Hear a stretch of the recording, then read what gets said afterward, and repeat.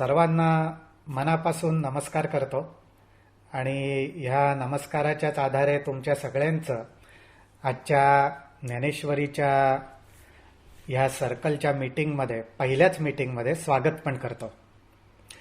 त्याच्या अगोदर अर्चनाताईंचे आणि कल्याणीचे पण आभार मानतो की त्यांनी आपल्या या मीटिंगची सुरुवात खूपच छान आणि सुंदर केलेली आहे. मला सर्वात जास्त आनंद होतोय तो म्हणजे असा की हे स्टडी सर्कल आहे आणि त्यामुळेच ह्या सर्कलमध्ये जे कोणी आपण सगळे आज सहभागी झालेलो आहोत ते आपण सगळे एक प्रकारे विद्यार्थी या भूमिकेत आहोत, अगदी माझ्या सकट.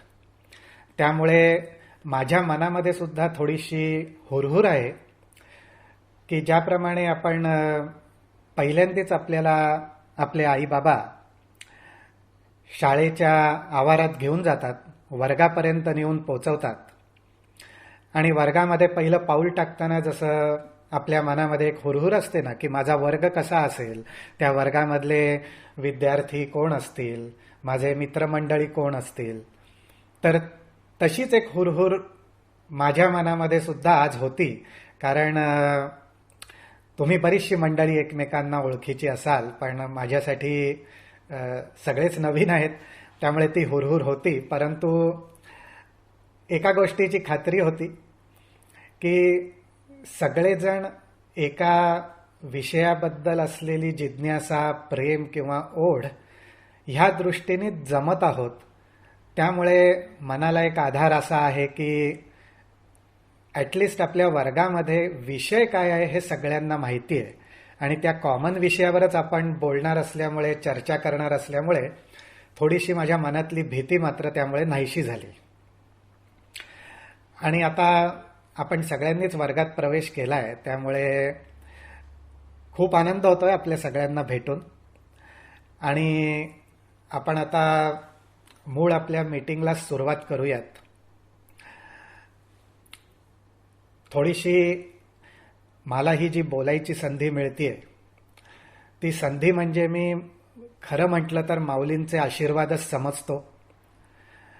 आपण सगळ्यांनी आपापल्या आवडीनुसार वेळोवेळी माऊलींच्या दिशेने, ज्ञानेश्वरीच्या दिशेने पाऊल टाकलंच असेल. आज तसंच अजून एक पाऊल टाकायची संधी मला आपल्या सर्वांमुळे मिळतेय आणि ती संधी म्हणजे माऊलींचा आशीर्वाद आहे असं समजून आपण सगळेजण आता हे आजचं एक पाऊल पुढे टाकूयात. तर सगळे तयार आहेत? ओके. आता थोडंसं सुरुवात ज्ञानेश्वरीपासूनच. तर ज्ञानेश्वरी हा ग्रंथ आता जवळपास 800 वर्ष होऊन गेली किंवा 800 वर्ष होत आली असतील. सर्वात प्रथम आपल्या सर्वांसाठी एक विचार करण्यासारखी गोष्ट अशी आहे की एवढी 8 शतकं, 800 वर्ष एखादा ग्रंथ जनमानसाच्या वरती कसा काय प्रभाव टाकू शकतो. आपण अगदी पहिल्या शतकामध्ये गेलो, मग दुसरं शतक, तिसरं शतक, चौथं शतक, असं करत करत आत्ता आपण आपल्या 2020 या वर्षात आलो. आपल्या सगळ्यांनाच ही कल्पना आहे की प्रत्येक शतकामधला इतिहास हा वेगवेगळा आहे. प्रत्येक शतकामध्ये असलेली समाज रचना वेगवेगळी होती, जीवन पद्धती वेगवेगळी होती. पण तसं असून सुद्धा या 8व्या शतकापर्यंत हा ग्रंथ जनमानसावर एक प्रकारे सत्ता गाजवतोय. ह्याचं कारण काय असावं? माऊलींनाच शरण गेलं, थोडासा ज्ञानेश्वरीच्या सहवासात गेलं की मग असं वाटतं की हा ग्रंथ माऊलींनी जो काही 1200 मध्ये जो रचना केली तो फक्त त्यावेळचा समाज डोळ्यापुढे ठेवून केली नाही, तर संपूर्ण मनुष्य प्राण्याला डोळ्यासमोर ठेवून केली. आणि त्यामुळेच आत्ता 2020मध्ये सुद्धा हे बघायला मिळतं की कुठल्याही जीवन पद्धतीमधनं आपल्या जीवनाची वाटचाल करणारा मनुष्य प्राणी असो, कुठल्याही देशात विदेशात स्थायिक झालेला असो, कुठल्याही प्रोफेशनमध्ये असो, कुठल्याही विचारधारेला फॉलो करणारा असो, परंतु आज प्रत्येकाला त्याच्या जीवनात वाटचाल करण्यासाठी, यशस्वी होण्यासाठी, सुखी समाधानी होण्यासाठी काही ना काहीतरी देण्याची क्षमता ह्या ग्रंथामध्ये आहे. आणि म्हणून हा ग्रंथ गेली 800 वर्ष आपल्या सर्वांवरती प्रभाव टाकून आहे. ह्याचाच अर्थ असा की मंडळी, आज आपण सुद्धा ह्या ज्ञानेश्वरीच्या सहवासात आलो तर नक्कीच आपल्याला पण ज्या ज्या वेळी मार्गदर्शन हवं असतं ते मिळेल. आता हे मिळेल म्हटल्यावर सर्वात पहिला आपल्या मनामध्ये विचार येईल की हे मार्गदर्शन मला कसं मिळेल. अर्थात ज्ञानेश्वरीच्या सहवासात आल्यावर उत्तर सोपं आहे.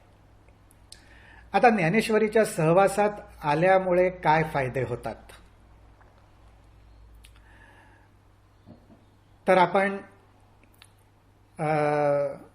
थोडंसं मी जाणून घ्यायचा प्रयत्न करतोय की आपल्यापैकी किती जण याच्या अगोदर ज्ञानेश्वरीच्या सहवासात आहेत किंवा ज्ञानेश्वरीचं काही वाचन केलंय किंवा काही माहिती आहे किंवा कशा पद्धतीने आपली ओळख आहे ज्ञानेश्वरीशी. असेल तर फक्त हात वर करा तरी चालेल. ओके ओके, अच्छा, फार छान फार छान. आता ज्ञानेश्वरीची जी रचना आहे ती ओव्यांच्या पद्धतीने आहे. आणि ह्या ओव्या कशा आहेत माहितीये का, तर 3.5 ओव्या आहेत. माऊलींच्या एका ओवीमध्ये 4 भाग झालेले दिसतात, पण चौथा जो भाग आहे ना तो अर्धा आहे. पहिले 3 भाग पूर्ण आहेत. मग ह्या 3.5 ओव्या ज्या आहेत त्याचं साम्य कुठल्या गोष्टीशी आहे, तर ते 3.5 मात्रांच्या ओंकाराशी आहे. म्हणजेच काय, तर माऊलींची प्रत्येक ओवी ही ओंकारामध्ये बांधलेली आहे. म्हणजेच याचा अर्थ असा की जेव्हा आपण माऊलींच्या ओव्या वाचतो, कधी 10 वाचल्या, 15 वाचल्या, 20 वाचल्या, तर ह्याचाच अर्थ तेवढा आपण ओंकार सुद्धा करतो. आणि मग आपण ज्ञानेश्वरीची जर सुरुवातच पाहिली तर आपल्याही लक्षात येतं की हा एकमेव असा ग्रंथ की त्या ग्रंथाची पहिलीच ओवी, पहिलीच रचना, त्याची सुरुवातच ओंकाराने झालेली आहे. ओम नमोजी आद्या. हा सर्वात मुख्य भाग आहे ज्ञानेश्वरीच्या ओवीबद्दल माहिती घ्यायचा झालं तर, की त्याचं आणि ओंकाराचं कसं नातं आहे. आता आपल्या सर्वांसाठी की आपल्याला ज्ञानेश्वरीचा कसा उपयोग होऊ शकतो, तर ज्ञानेश्वरी कुठल्या गोष्टीवर सर्वात जास्त परिणाम करते, तर ज्ञानेश्वरी मनावर आणि बुद्धीवर परिणाम करते. अक्षरच आहेत पण परिणाम जो करते ती मनावर आणि बुद्धीवर करते. आता मनावर ज्ञानेश्वरी परिणाम करते म्हणजे काय होतं हो,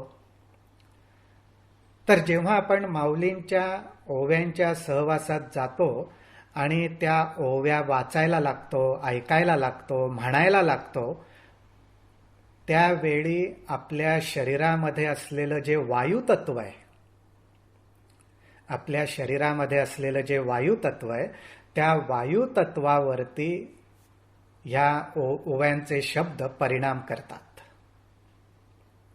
म्हणजेच काय, तर व्हायब्रेशन्स, स्पंदन. ती स्पंदनं आपल्या मनावर होतात.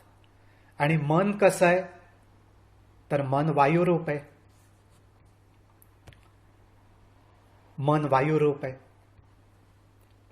म्हणून माऊलींच्या ओव्यांचा शब्दार्थ आपल्याला समजो किंवा न समजो, परंतु नुसतं त्याचं वाचन नुसतं त्याचं वाचन आपल्या मनावर परिणाम करतं.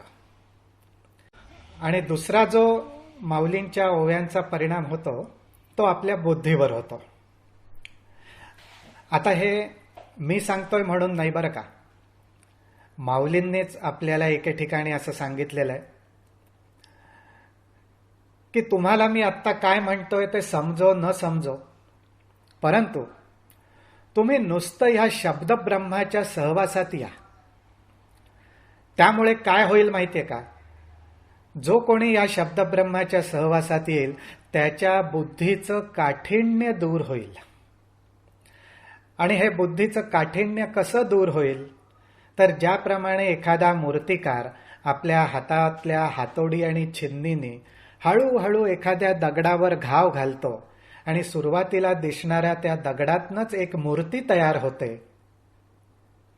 तर मग मंडळी आज आपण पण जर विचार केला तर आज आपण आपल्या जीवनामध्ये जे काही मिळवतोय ते बुद्धीच्याच तर आधारे मिळवतोय.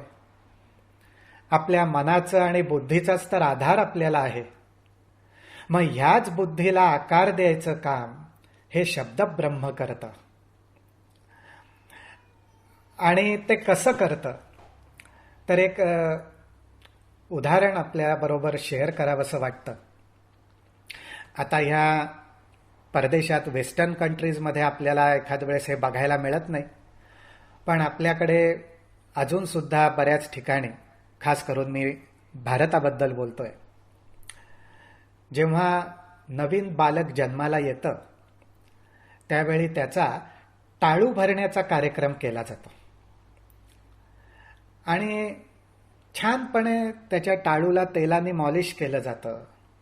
आई सुद्धा अगदी प्रेमाने काही दिवस काही महिने छानपणे त्या मुलाला तेल लावत असते, डोक्यावर थापट्या पण मारत असते.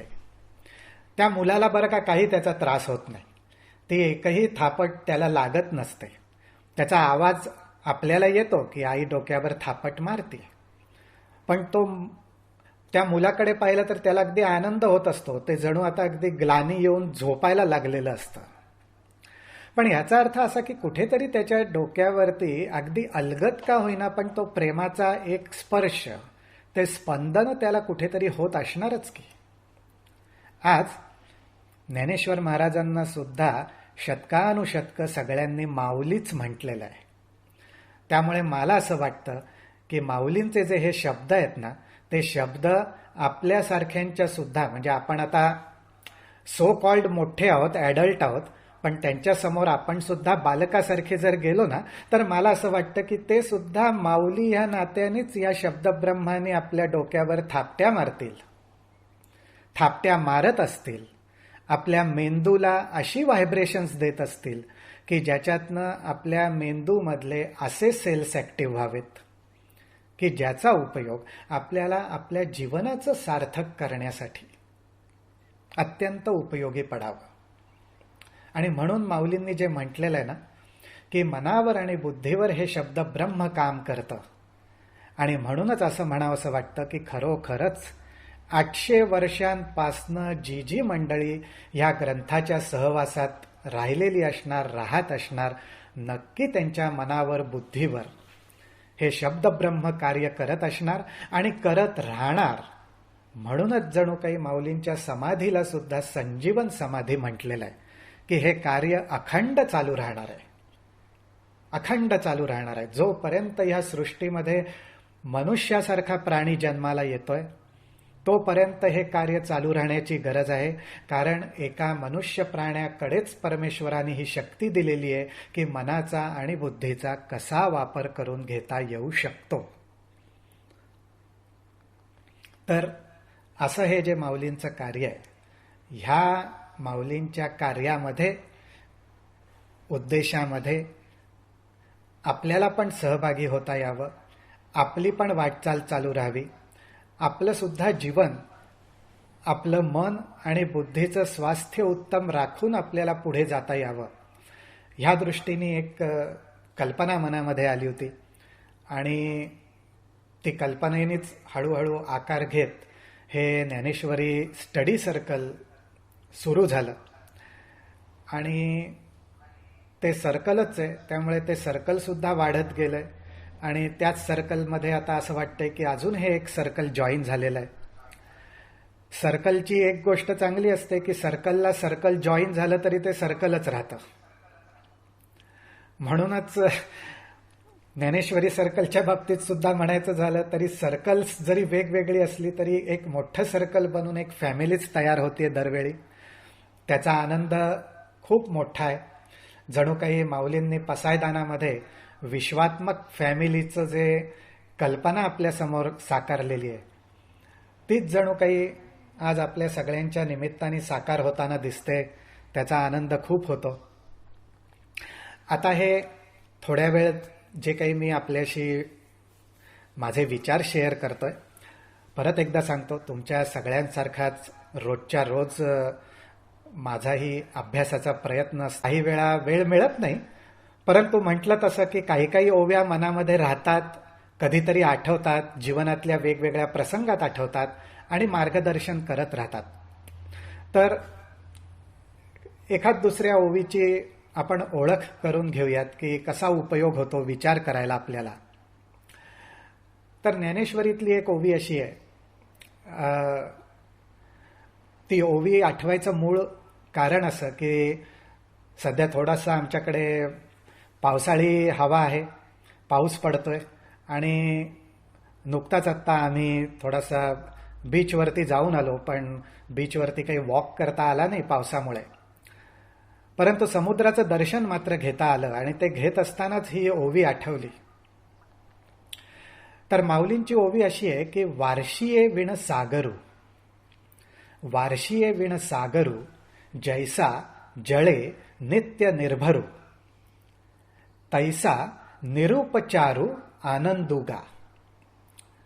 आता या ओवीचा साधा सोपा पद्धतीने माऊलींनी जो आपल्याला अर्थ सांगितलाय तो असा आहे की पावसाळ्याशिवाय सुद्धा समुद्राकडे जर पाहिलं तरी सुद्धा तो पोटभर भरलेलाच असतो. त्यामुळे त्याला पोटभर भरल्यासारखं होण्यासाठी समुद्राची आवश्यकता नसते.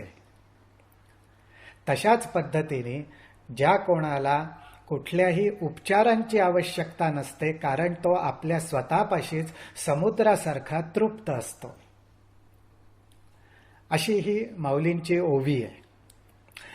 आता क्षणभर आपल्याला या ओवीचा अर्थ समजतोही आणि खरोखरच सोपा आहे, परंतु काही वेळानं ह्या ओवीकडे पाहिलं की समुद्र, पावसाळा, कुठल्याही बाह्य वस्तूशिवाय मनाचं समाधान होणार नाही अशी मनाची स्थिती होणं, हा सगळा विचार करायला लागलं की मात्र पोटात गोळा येतो की अरे बापरे, आपल्याला कसं काय हे शक्य होणार. परंतु थोडासा ज्ञानेश्वरीला जे भावार्थ दीपिका म्हटलेलं आहे ना, त्या दृष्टीने जर ज्ञानेश्वरीतल्या त्या ओवीच्या भावाकडे बघायला लागलं की मग मनात असं विचार येतो की अरे, माऊली जणू असं सांगतायत की एखाद वेळेस मला माझ्या जीवनात अनेक सुखवस्तू मिळत गेल्या, मिळत राहिल्या आणि दररोज किंवा दर आठवड्याला, दर महिन्याला मी कुठल्या ना कुठल्या तरी गोष्टींच्या साह्याने माझ्या जीवनामध्ये भर टाकतच असतो. काही ना काहीतरी मनामध्ये, बुद्धीमध्ये किंवा वस्तुरूपाने माझ्या जीवनामध्ये भर टाकतच असतो. पण ती भर टाकता टाकता जर का मी फुगत गेलो तर?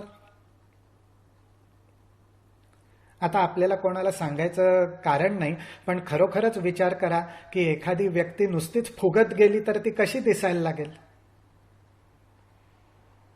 न बोललेलंच बरं. कारण आपण सगळेच सध्याच्या काळात प्रत्येकजण फिटनेसचा विचार भरपूर करत असतो, त्यामुळे आपण तसं न बोललेलंच बरं.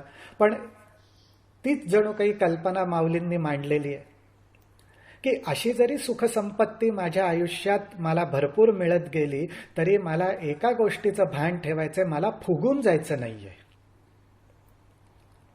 मला त्या समुद्रासारखंच राहायचंय की त्याच्यावर भरपूर मुसळधार पाऊस पडो किंवा न पडो, मला मनातून फुगून मात्र जायचं नाहीये. मी सुखावून गेलो हरकत नाही, मी आनंद घेतला हरकत नाही, मी समाधानी राहायला पाहिजे, फुगून जाता कामा नये. आणि मग त्याचा फायदा काय होतो? त्याचा मग फायदा आपल्या मनावर असा होतो की मग कधी पाऊस पडेल, कधी कमी पडेल किंवा कधी पडणार नाही, पण आपल्या मनाचं समाधान टिकून राहतं. हा फुगून न जाण्याचा उपयोग आहे. आता हा विचार तुमच्याबरोबर शेअर करण्याचं कारण एवढंच की ह्या अशा ज्या माऊलींच्या ओव्या आहेत ना, त्या आपल्याला आपल्या जीवनात ॲप्लिकेबल करता येतात. जेव्हा केव्हा आपल्याला जीवनामध्ये अशी संधी चालून येते की खरोखरच आपण आनंदाने अगदी हुरळून जाणार आहोत, आपण अगदी एखादी गोष्ट सेलिब्रेट करणार आहोत, तर माऊली तेच म्हणतात, अगदी मन मोकळेपणे सेलिब्रेट करा.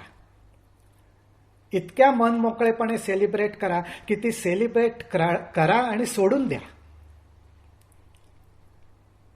ती तशीच हवी म्हणून मनात धरून ठेवू नका, नाहीतर काय होईल, मन त्या गोष्टीमुळे फुगून जाईल आणि परत ती गोष्ट तशीच्या तशीच चालून येते असं नाही. आणि तसं न होण्यामुळे पुढच्या प्रसंगी मन खट्टू होईल. तर हे अगदी लॉजिकल किंवा अगदी ॲप्लिकेबल असं असलेलं तत्व माऊली आपल्याला सांगतात. आणि अशा ज्ञानेश्वरीमध्ये जवळपास 9,500 ओव्या आहेत.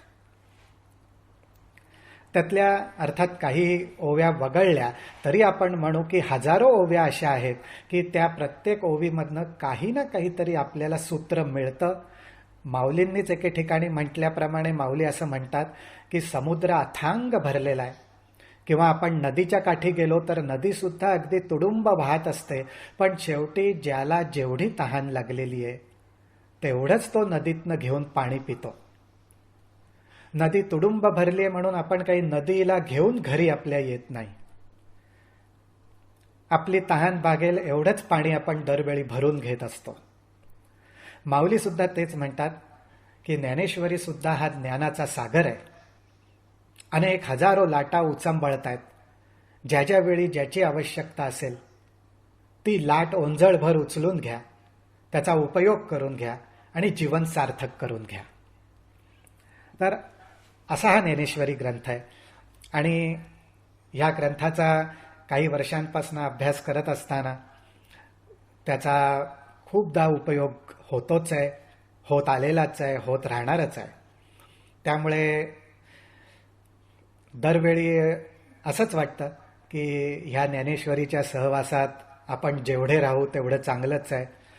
आणि अर्थात आपल्या सगळ्यांचा जो आपल्या जीवनात अनुभव असतो की जेव्हा एखादी गोष्ट आपल्याला आनंद किंवा सुख देऊन जाते, ती आपल्याला इतरांबरोबर शेअर करावीशी वाटते की जी केल्यामुळे आपलाच आनंद वाढत असतो. तर तसाच हा एक प्रयत्न आहे. आणि त्या आनंदामध्ये आज तुम्ही सगळेजण आनंदाने सहभागी झालात, उत्साहाने सहभागी झालात, त्यामुळे नक्कीच माझा आनंद वाढलेला आहे, हे अगदी प्रामाणिकपणे सांगतो तुम्हाला.